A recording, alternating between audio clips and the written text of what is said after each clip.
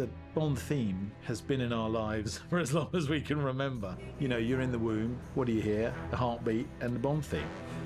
When Bond does something typically Bond-esque, then there's really only one piece of music you can play.